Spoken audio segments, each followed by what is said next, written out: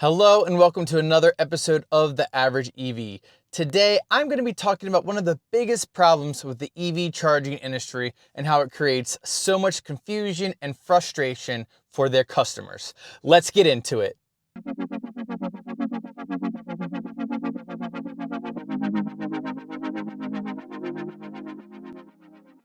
All right, everybody. So I have a really good and important episode today about something that is really frustrating in the EV space. Before we get into that, I just have a couple quick reminders. If you haven't already, please remember to give a like and a subscribe. Every like and subscribe helps grow the channel so I can bring more useful content to viewers like you. Second, if you haven't already, please go check out my sister channel, EV Charging Site Reviews.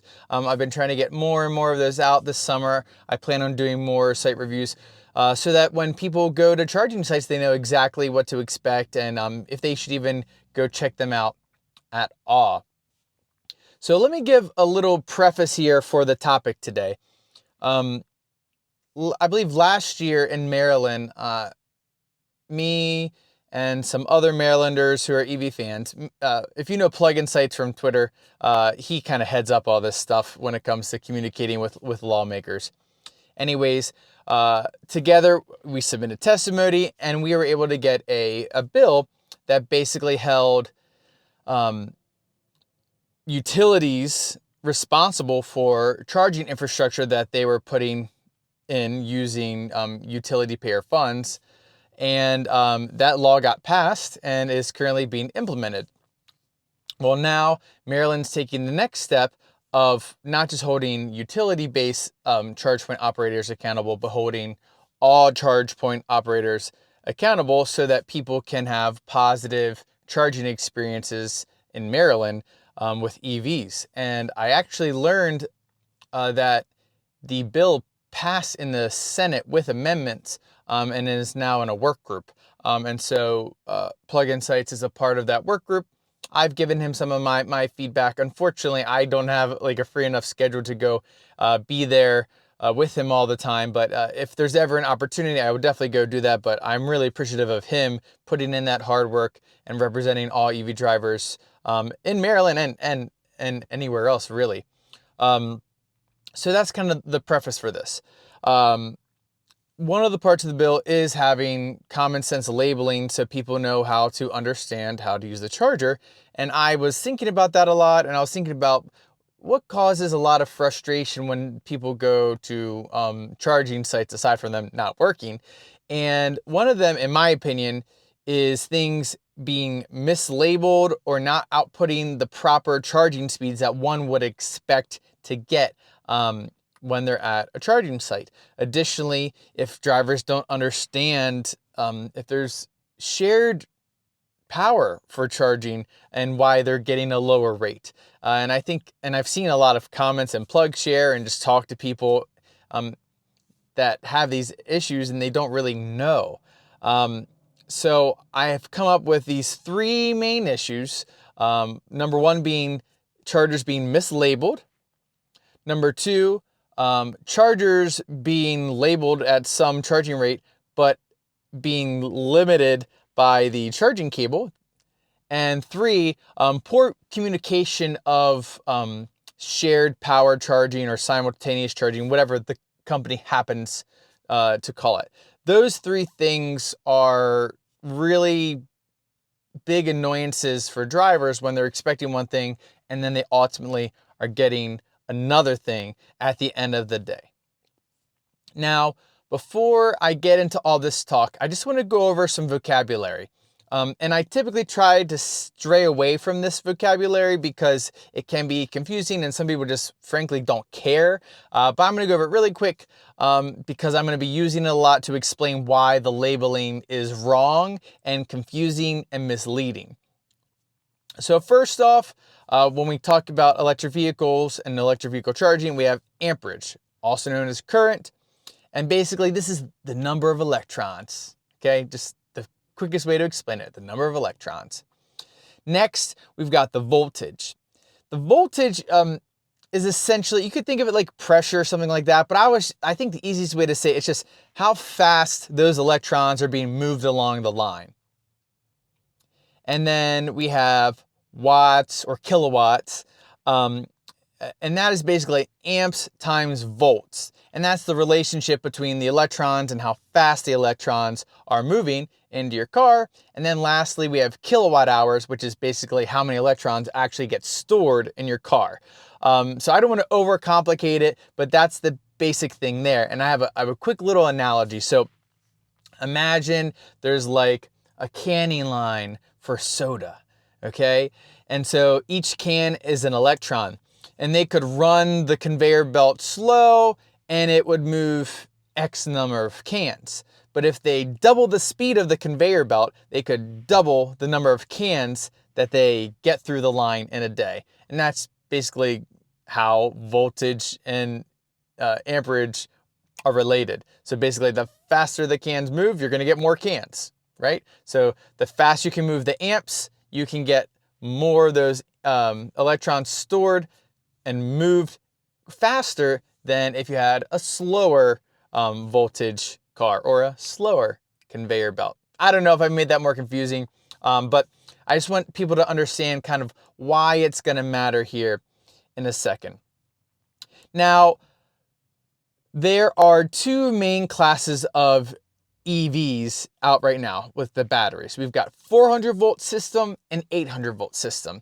So 400 volt cars cannot move the electrons as fast and as efficiently as 800 volt cars. So a 400 volt car is like my ID4 or the Chevy Bolt or the Polestar 2. I'm just pulling them out of thin air here, but those would be 400 volt vehicles. The Ioniq 5, Ioniq 6, EV6, Lucid Air, Porsche Taycan, those are all 800 volt vehicles, and those can move their electrons extremely fast and they can have extremely high charging rates as well. So it's important to understand that there's these two different categories of vehicles because some of these charge point operators are choosing to base their labeling off of the 800 volt vehicles, which means they can make the chargers look faster than they are, which is extremely misleading. All right, so I want to dig a little bit deeper into the three main issues I talked about earlier. So mislabeling. Sometimes a charger might only be able to output, I don't know, 80 kilowatts. But when you look in the app or you look on the charger, it says 200 kilowatts. That's mislabeled. Can a car get 200 kilowatts? Sure, if they have a 1,000 volt car that don't exist quite yet, or very few, at least at that. But for the majority of cars that are going to be on the market, the 400 volt vehicles, they're only going to get 80 kilowatts. So that is mislabeled. That has to change. And there's a bunch of other examples of mislabeling that you're going to see in the tour. Underrated charging cables. Again, the charging unit might say it's going to output whatever speed, but if the charging cable can only output 200 amps and the charging speed expected needs 350 or 500 amps, well, you're not going to get the advertised speed, and that's not okay, and that needs to change as well. And we'll see a couple of those examples later. And lastly, the poor communication of shared charging. Shared charging is a great way to lower costs for installations, which is good for EV drivers so we can get more installations more quickly. But it's really confusing if you don't understand it. And these charge point operators have to do a better job of communicating what does this mean for me when it's just me on a charger versus me and someone else on a charger, so that I know what to expect. Because it would really stink. Hey, you go and your charging is looking great, and then you go do something, you come back, someone else is plugged in, and now your charging speed's slower and it's going to take an extra 10 minutes. That can be a little frustrating if you weren't expecting it. So I'm going to dig into a couple of those sites as well on the tour, but that's kind of just a little bit of the overview of those three main issues that I'm kind of seeing with charge point operators as far as advertising and making sure that customers know what charge speed they're actually going to get. So let's go ahead, let's go to the tour, let's go see all those, and then we're gonna come back and I'm gonna give some other thoughts about this issue. All right, everyone, we are here at the ChargePoint site in Mount Airy, Maryland, and I'm gonna explain a few things that are interesting about this charge site and kind of lead to what I've been talking about throughout this video. So first off, these units are labeled as 125 kilowatts shared and 62.5 by themselves. So 62.5 kilowatt max output by themselves. So when a consumer comes to this site, they're gonna see the 125 kilowatt shared and they're gonna think, oh, well, no one else is here. I'm gonna be able to get 125 kilowatts. But here's the issue.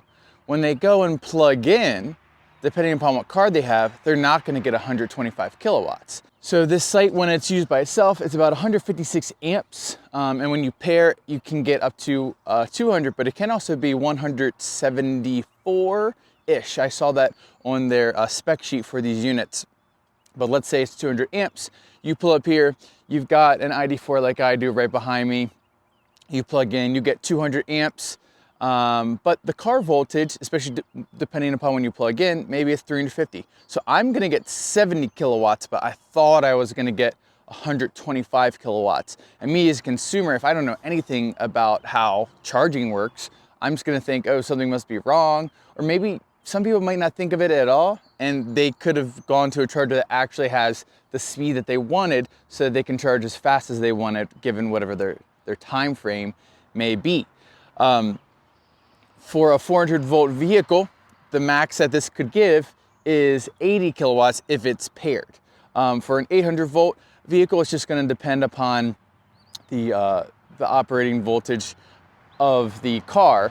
But I don't have an 800 volt vehicle to practice with here. But say it has, I don't know, 650 volts for maybe when it's at 10%, that's going to get, you know, about that, you know, 130 kilowatt, 125 kilowatt as advertised.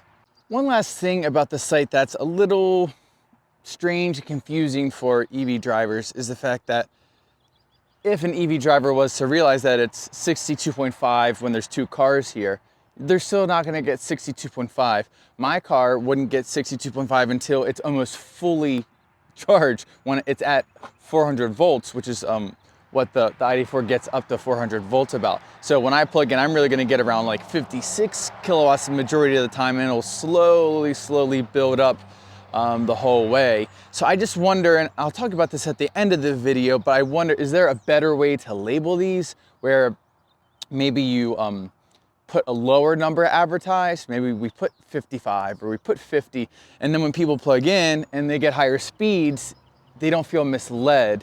And honestly, as far as for the charge point operator, they're gonna be like, oh wow, they're giving me more than I'm supposed to get, and maybe they'll come back. But I don't know if that would necessarily be false advertising. But honestly, I would rather know that I'm not gonna get the full speed and just have a little underreported. That way I'm not confused and other drivers aren't confused as they're charging. All right, everyone, we are here at a Tesla version 2 supercharger.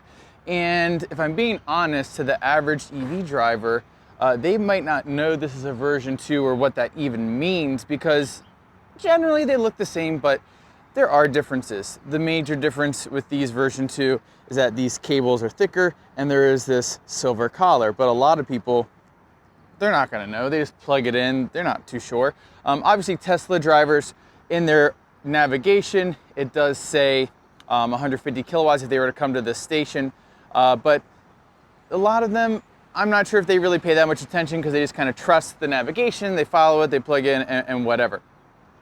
So something that's also interesting about this site is that, first off, it's not labeled at all, so you wouldn't know it's version 2 or how much it outputs. And second, these actually power share. So as you can see, this says 1A, and then right there it says 1B, and then there it says 2A, and then there it says 2B. So basically what would happen if you're a Tesla owner, you would plug in here, and if you're the only one on this charger, you'll get 150 kilowatts. But if someone goes to this charger, it's gonna get split right down the middle at 75. There's no like little changes between the two where you can get a little more here. It's right down the middle, and you're gonna get less than you expect if you don't know what you're supposed to get. So I know that not a lot of Tesla owners know know about this. I actually watched an Out of Spec Dave video where he had to explain to a guy where there was version 2, and then right across the parking lot, 10 feet, there were version 3, and he didn't know the difference. He pulled into the version 2, and he wasn't getting the full speeds he expected. So I still think that Tesla could put some labeling or make it a little bit clear, when someone is going to a version 2 or version 3, especially if there's version 2 and version 3 at the same site. And also to make sure that their drivers understand the whole power sharing model that they use for the version 2. I don't know how much longer they're gonna have version 2 around, whether they're gonna phase them out or what, but it is something to consider when you are using a Tesla version 2 supercharging site. All right, everyone, so right across the way from those version 2 chargers, we have these EV Institute chargers. And it's a really interesting scenario because some of these are 100 amp max, which means for a 400 volt vehicle, the max they could put out is 40 kilowatts. See? And then we come down here to another one, and these are labeled 120 amp max, which means they could theoretically do 48 amps once the car gets up to near full pack voltage. And these are labeled as 50 kilowatt units. So those two down there, they're only gonna output 40 kilowatts, and all of these are only gonna output, I'm just making sure I look at all the stickers. Yeah, all these are only gonna output 48 max. And the worst part is none of them are labeled as a consumer. Like, I don't know, like, how much am I gonna get when I go here? If these units just had a sticker or anything to communicate what they can actually deliver your car. And another thing I guess I didn't mention is the operating voltage for these is up to 500 volts. So any 800 volt architecture vehicle, they're basically gonna have to use their onboard boosters, and they're not gonna be getting the full speeds they would expect if they would plug in at an actual 50 kilowatt charger. All right, everybody, here is a version 3 supercharger. Again, looks really similar to the version 2, but when you get closer, you start to see that these cables are thinner. There is no silver collar, and they will in fact put out way more power than the version 2. And the way these work are there are 8 chargers, well, dispensers, and they will output 250 kilowatts. Now, as the site gets more and more full, there could potentially be some derating, but it's unlikely because unless everyone plugs in at the same time at a really low state of charge, you're probably gonna get, as advertised, a 250 kilowatt charging rate. Now it's gonna get really interesting as more EV brands are allowed to charge on the Tesla supercharger network. What's gonna happen there when a site gets full, because some of those EVs pull higher speeds deeper into their packs, which might reduce how much charge other EVs are getting. But I think in general, this is a good implementation, although I would always be a fan if it would just say 250 kilowatt power shared, so that people know that, oh, I might not get that full charging speed. Okay, so now we're here at a Rivian Adventure Network site, which is super cool. I've never actually been to one. And these are really interesting. They're similar to Tesla, where there's power sharing and they're split up. Here at this site, it's split up into 1A, 1B, 1C, and 2A, 2B, 2C. There we go. I know my alphabet. So what would happen is you plug in your vehicle. Right now it can just be Rivian's. Eventually Rivian is going to open this up to everybody. But if it's a Rivian, you plug in your vehicle and you're going to get your max charging rate, which is about 210 to 220 kilowatts. Then what happens if another Rivian comes and they park and you're both using power sharing cabinets, it's going to split down to 150 kilowatts each. So that's about 50 or 70 less than you would expect, assuming you're at the part of your charging curve where you're going to get the max speed. And then lastly, if there was a third car, Rivian at this point, sorry, to pull in to 1C, then it would go all the way down to 100 kilowatts. Now, what's interesting is I do like that it says max power DC here, 300 kilowatts. Obviously, that's more than Rivian can take, but that's fine because it can actually deliver it. And I don't know for sure, but I believe as you plug in, this number will go down and it will explain how much you actually get, which is good. So This is actually a pretty good implementation from Rivian. If this isn't true and you're watching, could you just confirm for me? I'm pretty sure though I've seen that happen before in different videos online. It's also a pretty good price, 36 cents per kilowatt hour. But I think this is a really good implementation to kind of explain to drivers what's happening as they're charging on this network. I do wonder though, if someone plugs in and then another person plugs in, what happens to the person who was plugged in first, whether they're alerted that their charging rate is going to be decreased or what. Obviously, I know that Rivian owners will probably get used to, and people who use the Rivian Adventure Network eventually will get used to it. But maybe a little bit more clarity, or maybe just like a quick little push notification, say, hey, someone plugged in and now you're getting lower charge rates. But honestly, I think this is a pretty good implementation here at this Rivian Adventure Network site. Okay, so I'm here at EVgo in Nottingham Commons, and this is an infamous site for one of the biggest issues of mislabeling. So these sites are labeled at 200 kilowatts. That's what it says on the app, so to any consumer, if you know your car can get, anywhere near 200, you're like, okay, I'm gonna get most of the charge speed. But the thing is, these aren't actually 200 kilowatt chargers for most cars, especially for 400 volt vehicle. So these are actually 200 amp limited by the cable, and maybe even, let me check real quick. The unit says 125 amp max. So that's interesting, because that's not even accurate, because I am currently getting 200 amps. So that's strange, but whatever. So these are just mislabeled. So what should these be labeled as? These should be labeled as 80 kilowatt chargers, because 200 amps, 400 volts, 80 kilowatt. Now, obviously here I'm pulling 74 kilowatts and not the full 80, but that makes enough sense to me as a consumer. Some vehicles that they come and plug in here, like a Bolt or maybe a Kona, they might get near their full speeds and it might not even bother them. But for bigger vehicles like mine that have faster power charging, it is gonna be a little bit of an issue. Especially when it's mislabeled. If it's 80 kilowatt, then I know, oh, I'm getting myself into 80 kilowatts, but that is just not the case here at these EVgo charging stations. One more thing I want to add about these sites is, how could you even get 200 kilowatts? Why is that the number they're using to advertise? Well, if you take a 1000 volt car, which this technically is not capable of outputting, this is capable of outputting at 920 volts, you could get 200 kilowatts, but there really aren't many cars that can even charge up that high. Basically the Lucid, Hummer EV, maybe Silverado, some of those have really high pack voltage, but most of the cars using this, like I'm looking at a Nero and two Konas, they're all 400 amp vehicles, 400 volt vehicles. So yeah, I just don't understand why they ever thought that this was gonna be okay to advertise these as 200 kilowatts, and I think it's a huge issue.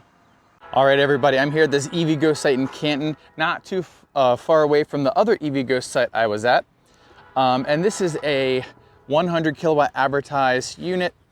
Here on the side, you can see it's 200 amps. So for 400 volt vehicles, which is I've kind of been saying I think should be the benchmark when you're advertising charging, this would be about 80 kilowatts. So at least 100 is closer to 80 kilowatts. I just think it's so strange though that EVgo has this 200 amp unit labeled as 100 kilowatts, but then the other 200 amp kilowatt is labeled as 200 kilowatts. I just think it's so strange.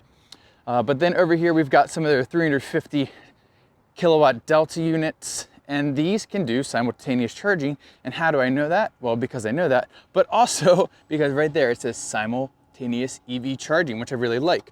And then once you arrive at the charger, typically it will say simultaneous charging available, and then in the app it'll further explain what that is. So I think they actually do a really good job explaining what the simultaneous charging is, splitting the power up so that customers aren't confused when they plug in. So I like the implementation here. I think this is good. I think it's good messaging for customers. The 100 kilowatt chargers, bad messaging, really confusing, because you don't even have the same experience when you go from one EVgo charger to the other. All right, everyone, I'm here at the Harris Teeter. and I am at a Electrify America charging site. This one is nice actually because it's in a garage. The garage is free, and they're the nice new charging units, and it seems to be working well. Now, there's something interesting about these charging units that Electrify America has been taking advantage of, and it's the fact that they can be power shared. And I think in general, Electrify America does a good job of advertising power sharing. Again, I wish there was more transparency on like what is that actually going to look like for the consumer, because a lot of people don't always know what that's going to be. But anyways, I'm gonna flip the camera around and kind of explain how they do it here at Electrify America. So here it is. You can see I'm charging. It's interesting because I'm getting 168 kilowatts. And it says my car is requesting 174, but this is about what I would expect at 27% anyways. It'd start to ramp down a little bit, but whatever. That's fine with me. But on the label, here you can see it says hyper fast. And then usually these hyper fasts are actually filled up all the way with 3 lightning bolts, but here it's kind of like a haziness. So I've never noticed that before, but that's just showing that you might not always get the full speed, which is good, but obviously you have to interpret it that way. And then again, it says balanced. So when you see balanced, that means that they're gonna split the power between 2 dispensers. So if we look over there, actually you can see, I'm trying to not get that person in the shot, but there's 2 power cabinets, and those power cabinets are split between the 4 dispensers. So I'm guessing that these 2 are linked together, and then these 2 are linked together. And basically what would happen is if I'm charging, I'm getting my full speed, and someone plugs into this one, we're gonna get split down the middle. So someone could get 350 if it's just one, but then we get split down the middle to 175 kilowatts. So what does it mean when we split the power down? Like what power are we actually going to get? Well, it's interesting because I'm not quite sure. Now, I have split these cabinets before, and I got around like 118 or so kilowatts, and at the pack voltage, the math would add up to about 300 amps. So I'm not exactly how it gets split, or if it's split right down the middle at 250 amps, which would be even less power for me. That would be about 100 kilowatts. So it's something like that. But that is the thing, they don't really advertise that to the customers. So like, what are you gonna get when it's balanced? Which again, I wish they could. I wish like maybe a notification would pop up in the app and say, hey, just wanted to let you know, you're gonna get a little bit less power now because someone plugged into the other balanced charger. And I would be fine with that. You know, basically cutting this in half is still pretty decent for the most part. Obviously you'd like to get the full speeds, but so long as, at least for me, if I plug in before someone else plugs in, I'll probably get through that part of my charging curve and it will be okay. But in general, I think that this implementation that Electrify America has here is a pretty good one. Again, I could always want it to be a little bit clearer, but I think they've done as good a job as they could to advertise it. Now, I wanted to mention one thing. At Electrify America sites, usually have 150 and 350 kilowatt chargers. And I guess what I've always appreciated with Electrify America, even when they don't necessarily work all the time, is that advertising is true. So if it's a 150 kilowatt charger and you know your car can get that much juice, you plug in, you're gonna get the max based on what's being advertised to you. Same if you have 350, except if you're sharing it with power sharing. But if it's a 350, you plug in, and you know your car can charge up to 350 kilowatts, you know you're gonna get your full power, which is good. And I think that needs to kind of be the standard, so that when you go to a charger and you see the advertised speed, you know that when you plug in, you're gonna get that advertised speed, at least up to what your car is capable of. All right, everybody, this is the last site I wanted to talk about. It's here at Mario's Italian Restaurant. It is run by a charge point operator called Coulomb, and I've seen it pop up on both Brandon Flash's channel and on the Network Architects channel, and it's really strange. So let's get into it a little bit. So I had to pull all my pictures from Plugshare because I wasn't able to get down to North Carolina to shoot this video. But basically there are 2 dispensers and they are both fed by 1 charging cabinet. On the left, you can see there's a lovely car charging. But there are 2 CCS handles, and on the right, there is a CCS handle and a CHAdeMO handle. So this is where things start to get a little weird. When you actually look at the charger, it says that it can max output 500 amps. So if you had a 400 volt vehicle, theoretically, the max charge rate you could get would be 200 kilowatts. And if you have a 800 volt vehicle, theoretically, the max output you could get would be 400 kilowatts, neither of which are 360. Not sure where they came up with that number, but whatever. To avoid overcomplicating anything, basically, if you're the only car there, you'll probably get your full charge rate of your car, so you'll be good. But if there's more than one car, it's going to be power shared and you're going to get less than you expect, and you wouldn't know because the chargers don't really tell you, which is extremely frustrating. Now, another really strange thing about this site is on the left charge dispenser, there are two different kinds of cables. So the left cable is a Huber and Schooner cable that is liquid cooled, and that can do the full 500 amps. So you'll get the full charge rate with that cable, but the other cable only maxes out at 300 amps. So basically, if you use that cable, even if your car could pull a full 500 amps, you're only going to get 300. So for my car, I can pull the full 500 amps, but I would get 300, which would give me a max charge rate. If I plug in around, 10%, it would give me a max charge rate of basically 100 or so kilowatts, which is far from the 182, 186 kilowatts that my car can get, which is really confusing. And then on the right dispenser, you have the same liquid cooled cable, so you could pull the full 500 amps there, but then you have the CHAdeMO, and the CHAdeMO standard can't do 500 amps at all. It can only do up to 100 kilowatts. Really strange how they have it set up and labeled. I wish they would relabel it, and that way people know what they could pull from each of the handles.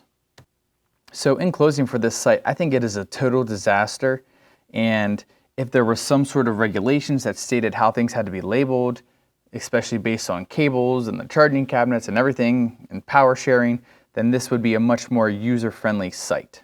All right, so I hope you all enjoyed that tour of all those sites and all the issues, or maybe even good things that were happening at them as far as labeling is concerned.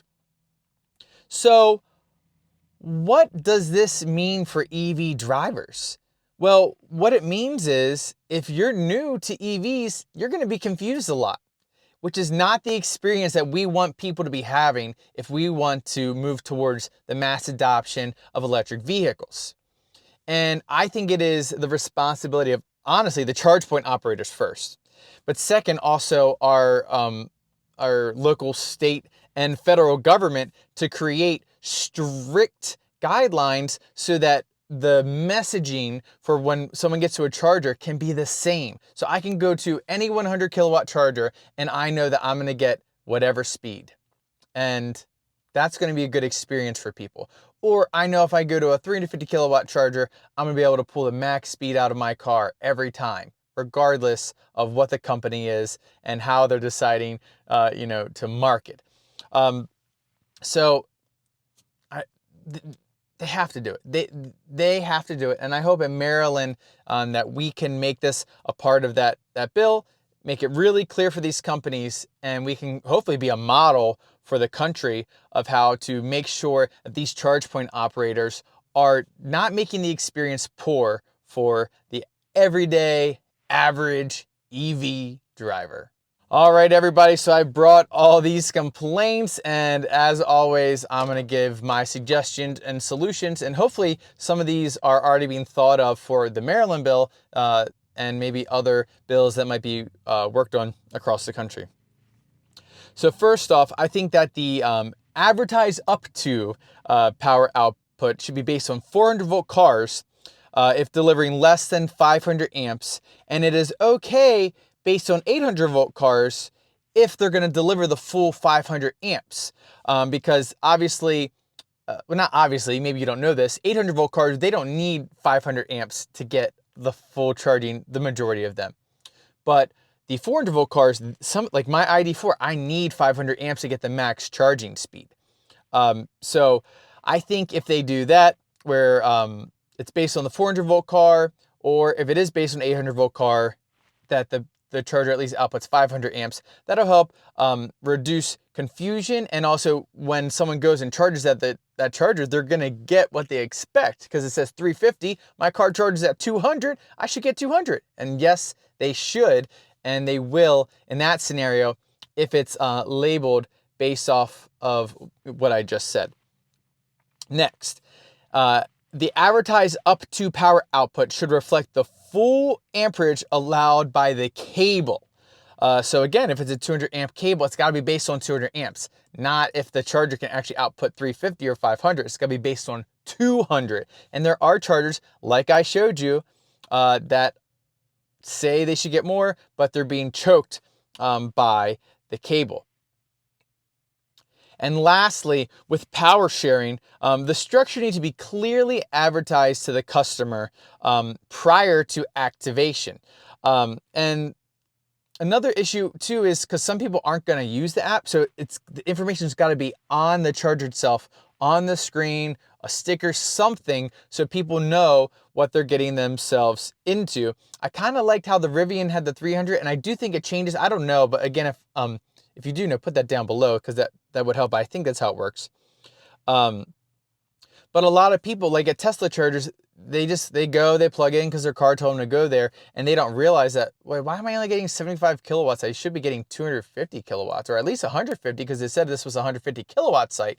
But little did they know that the power is being split for reasons that completely make sense for Tesla to do it, but maybe the consumer doesn't know that. I just think there has to be just this transparency with the power sharing, so that people don't get upset. Same thing like when I was at the Electrify America site.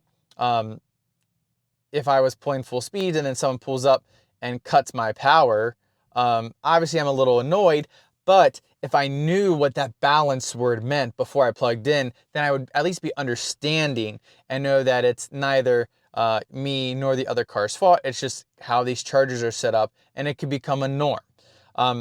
So yeah, those are my solutions. I hope that these things could make it into regulation, so that they have to be posted this way and they have to provide this information to customers, so that it again helps improve this experience for all EV drivers. The last solution maybe is charge point operators could take advantage of Chargeway. Chargeway uses colors and numbers to point EV drivers to the right chargers that give them the proper speed for their car, or at least let them know that it will only give up to a certain speed for their car. I think this is a great option, really easy to explain, and you don't have to talk about kilowatts or amps or volts or anything like that. So again, I would really highly recommend people checking out and using Chargeway, and charge point operators maybe adopting and using their labels on their chargers. So that's pretty much all I have, everybody, about this topic, and I really do think it's an important topic.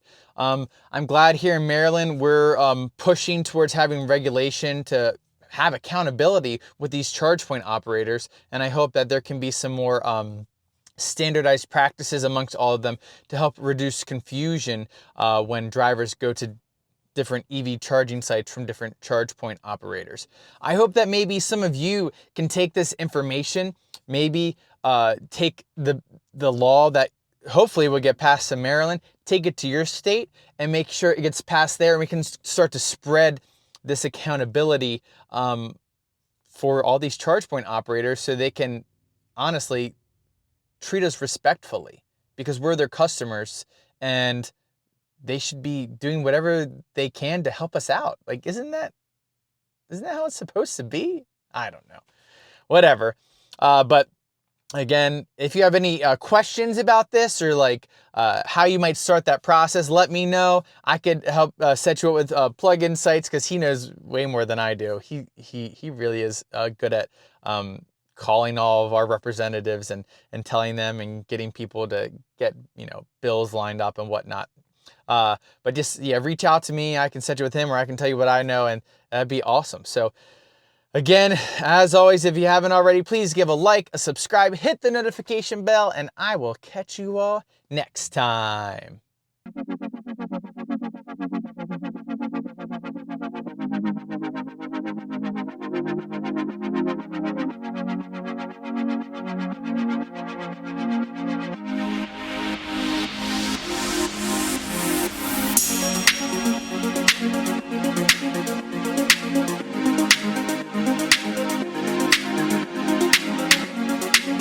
bye.